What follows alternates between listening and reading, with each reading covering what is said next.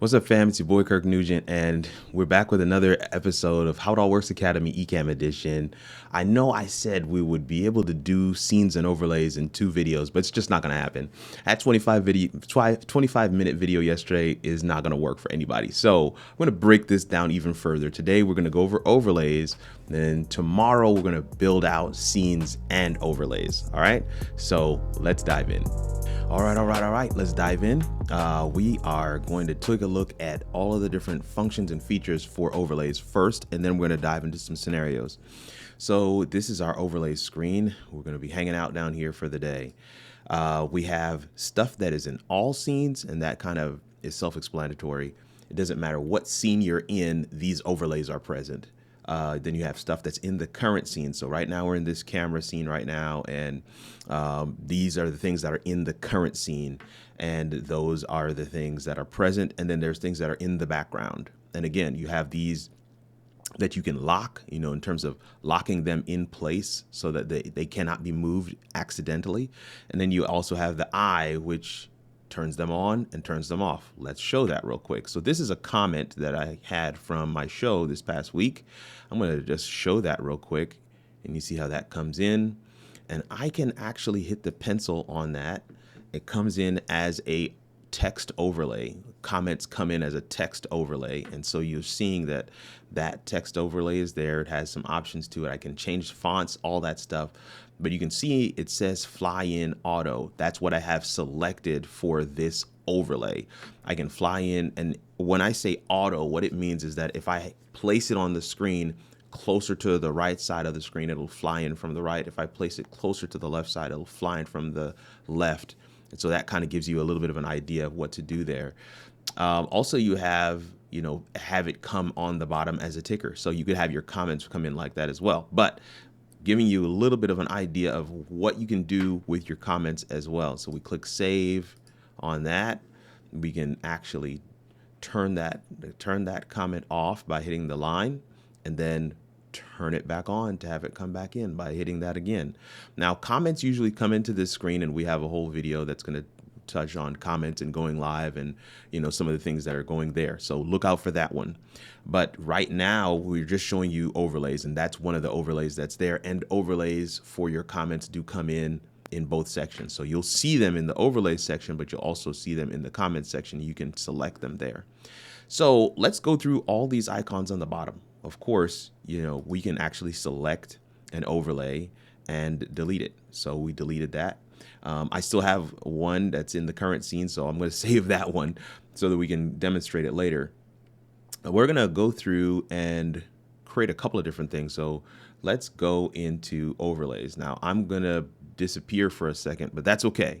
So here we've got overlays, and the first thing I'm going to do is a camera overlay so that you can see me.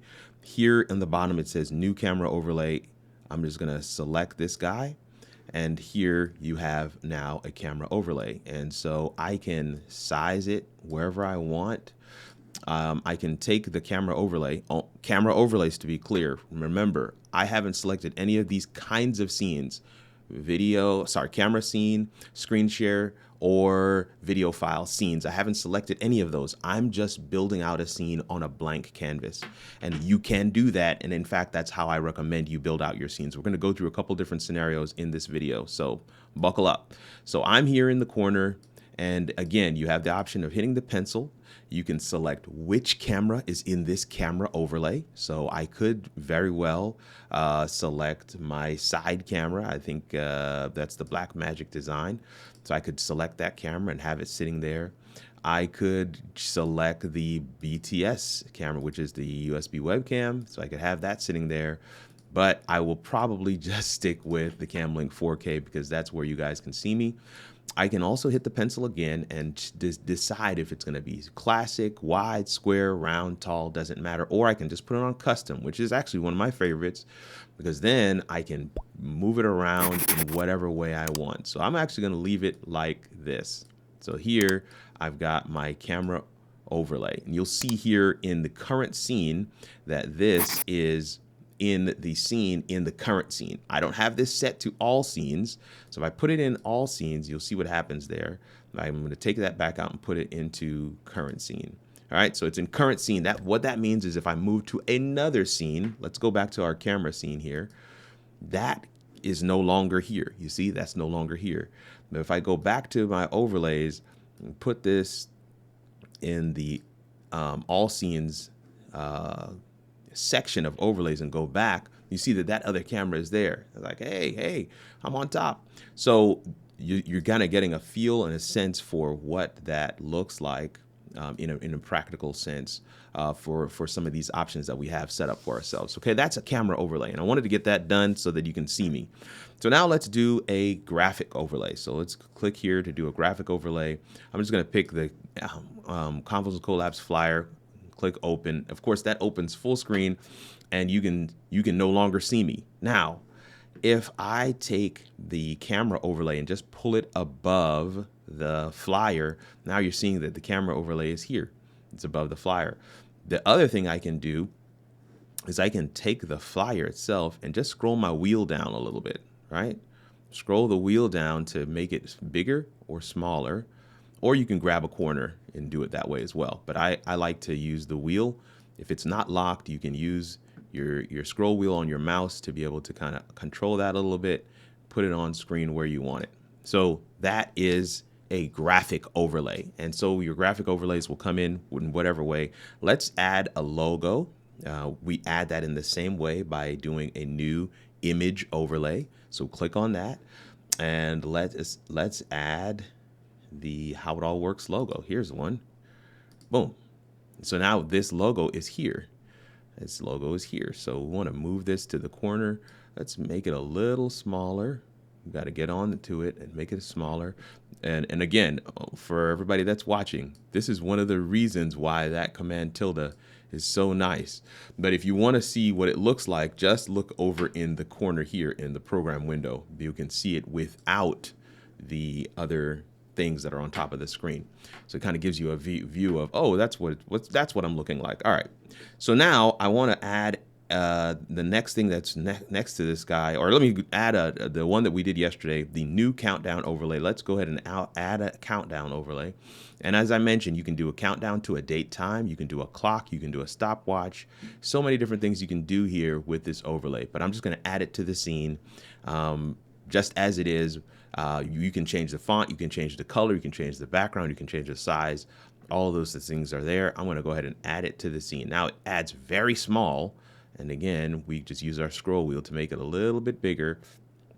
And I'm just going to put it right at the top here above the flyer. Put that right there. We got that set. Now you notice that flyer kind of moved a little bit. It kind of got a little bit bigger. And that's because I have not locked any of these. So I'm going to go ahead and lock my overlays so that I don't inadvertently move them or adjust them while I'm making more changes to the scene. So we've got a camera overlay, we've got two graphic overlays. One is the flyer, one is the logo. Now we have a countdown overlay. Let's add a new widget. Now this, I'm going to add a widget. So anything like your Streamlabs widgets, or if you have a chat bot like from Restream, or if you have something like I do, which I'm going to use right now, which is the widget from buymeacoffee.com. And I'm going to just go ahead and grab that. I'm going to name it, let's say BMAC. And I'm going to put that right in this field. And we're going to leave it to the normal width, height, all that stuff, add widget overlay. And there it is. So I'm going to put that in the corner. In fact, what I'm going to do is make it the entire screen. It's down here in the bottom. You see that right underneath me. So that's a widget. And so it's not just an overlay. It actually has a purpose. And if somebody were to give me money on buymeacoffee.com, then that would activate some kind of animation that will happen on screen when that test comes through, when that money is received in my system. So this is one of the really cool things you can do in Ecamm, is that you have these widgets available to you, and these widgets have multiple different things that are tied to them. I just realized that if we pull the BMAC overlay from the bottom to the top and run that test again, it will work. It was working in the background. I just didn't see it. So definitely layer priority is critical.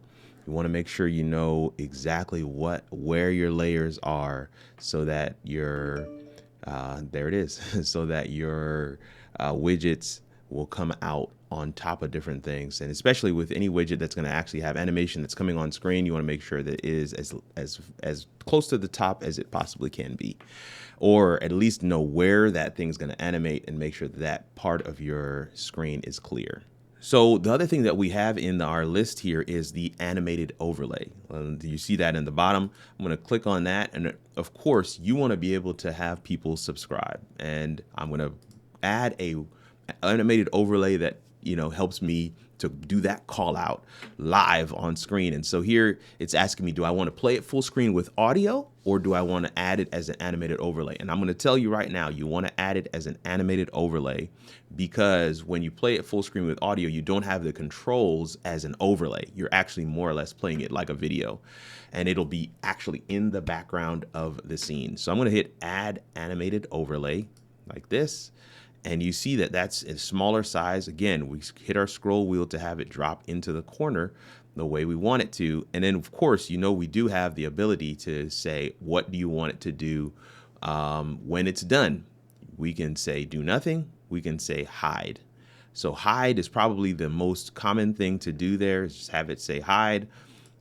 If I close it off like this here, lock it in its place, and hit the I again, it will play right on time, ready for me to go. The other thing that's there on the bottom is the text overlays and the folder. And I'm going to use both together. Having folders in your overlay section is a good thing, because you can actually take a set of overlays, hide them at one time with this eye icon, and then show them at one time with the eye icon. And that's really cool. So now that I have that folder created, let's go ahead and add a text overlay. I'm going to put my name on screen. So there's Kirk Nugent. And for the background, I want the background to be a different color. And so I'm going to grab my pencils here. Let's see if we can get that to be purple. It's not quite the color, a little bit darker. Anyway, you get the point here. We can take this. We have the margin a little bit bigger. We can have the radius a circle, and then we can close that out and add that to the scene. And so that's there. We want to make it a little bit bigger and put it right over my microphone here, right here on top. So we have Kirk Nugent there. Let's add another text widget. I'm going to put this inside the folder. Let's add another text widget, and here we're going to say live video strategist. This one, I don't want the background to be purple. I actually want it to be black, or maybe even gray, something like that. All right. We say add there, and we have live video strategist. We put that right underneath there. In fact, I want to put this underneath the Kirk Nugent, and then you have it kind of blending into one another. Let's move that up a little bit. Lock them in place. And then I can hide this folder. Now, if I close off the folder, if I hide the folder, you can see both titles are gone. Now, you do have a background section. So all of these are in the current scene. So if I go to another scene, notice all of those things that were there, they're gone. So we go back to our overlay scene, everything is back. And of course, that subscribe button automatically plays. So you want to keep that in mind for what you're doing. Lastly, I'll have the background things, and I've already added some things in the background. Essentially, what I've done is added full screen backgrounds for me to be able to pick from between any scene. And so here I can actually just go through and turn this background on. You see that shows up behind everything. Really cool, really nice. And turn that off and turn on another background. And again, it shows up behind everything. Very cool, very nice. And we have this entirely built out scene for ourselves, all using Ecamm. Nothing was designed anywhere else. There's so many things that we can do with these different scenes. Let me show you one last thing, and that is if we come here to these text overlays, we can actually have them fly in from the left. Let's have this fly in from the left, and we'll have this one fly in from the right. We can say save on that. And then when we do that, we can hide this, bring it back, and you see how that animates on screen. But there's also another type that we can do, and that is a ticker. I want to make sure I get this and change the font on that to white. Let's change that to white, and let's get that first letter on there. This is a quote from Henry Ford. I'm just going to have this scroll across the bottom as a ticker. So I can do all that, select it as a scrolling ticker, hit add. Now you can see if when I put my mouse on top of it, I get an option to slow it down a little bit. So that's it there. And if I want to, because that's a little bit hard to see, if I want to make it bigger, I'm going to put that at 20. And that makes it a little bit bigger, definitely easier to see now. I can just put it right on the bottom of the screen, and it is there. Still a little bit hard to see, so let's just make it a little bigger and say save. And again, it is now scrolling across the bottom of the screen as a ticker. And so now, again, we can turn on our backgrounds. We have this background, we have this background, but we also have animated backgrounds. And again, just showing you the power of all that we can do with overlays in a single scene in Ecamm. And I have another option for an animated background, a little slower moving. And I always recommend that if you're going to use an animated background, that you make it a little bit slower.